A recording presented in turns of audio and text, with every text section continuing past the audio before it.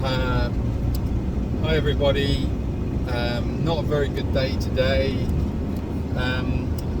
So we posted an update earlier about Star that she was looking good, which she was, and then literally Rachel and I had to go off to a meeting in Mercia for some administration reasons, and then when we came out of that meeting we got a call from the vet to say, at the hospital, to say that Star had collapsed again, and when we got there, this collapse was worse than the one last night, and we spoke with the specialist vets there. So there was 3 vets on consultation, and we just discussed all the options that Star had and where she was heading.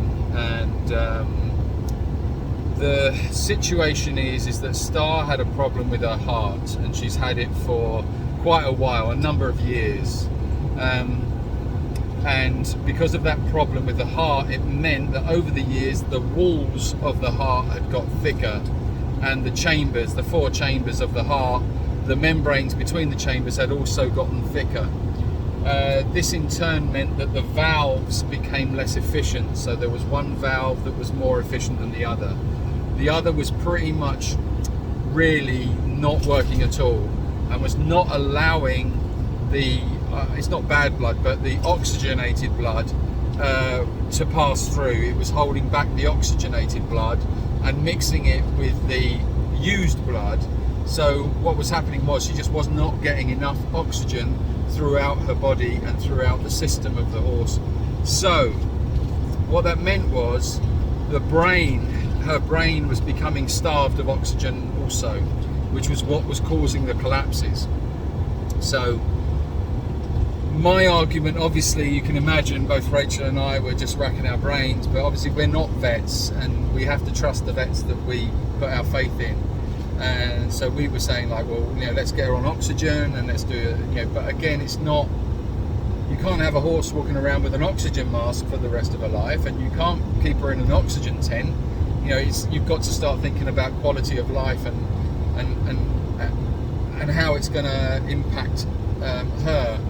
So anyway, the decision was made that we would do all of these processes to try and get her strength up, and then we could analyse the damage to the brain.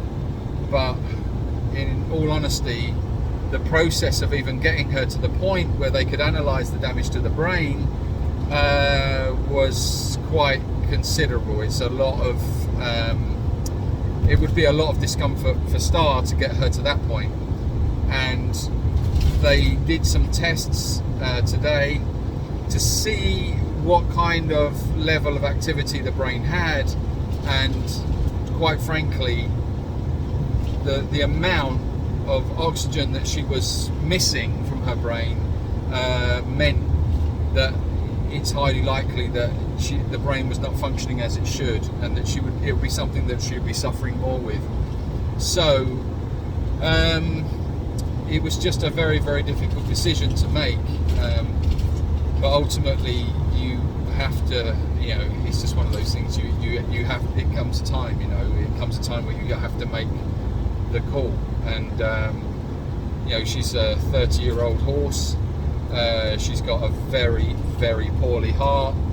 It's, if we're starting talking about heart surgery and stuff like that, you're not going to do that to a 30-year-old horse. You're not going to put her through that.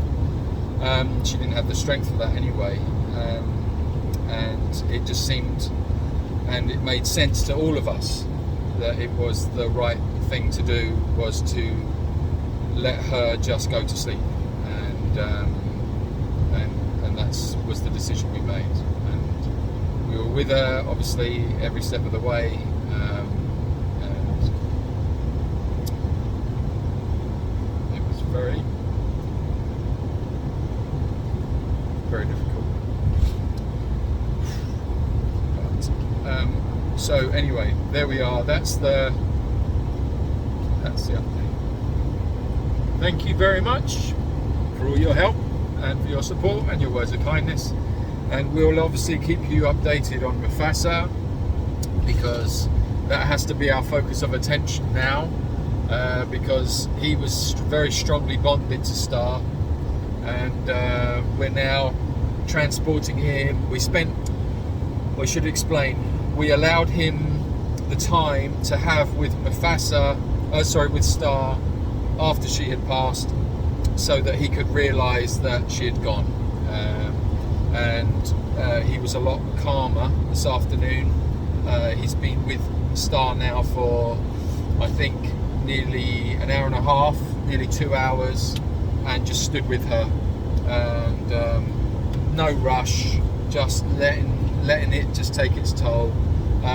Then we're transporting him back to the sanctuary. He's lightly sedated for his own safety, really, to make sure that he's not going to freak out without Star on the road, and then we can get him back to the sanctuary, and then we're going to have to start the long process of rehabilitating him to life without Star. So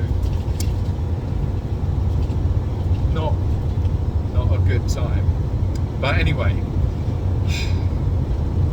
this is all part and parcel of sanctuary life, and it's, you have to take the rough with the smooth, and these decisions have to be made. And so just thank you very much for all your interest and your support and your lovely words of support. They're greatly appreciated, and thank you.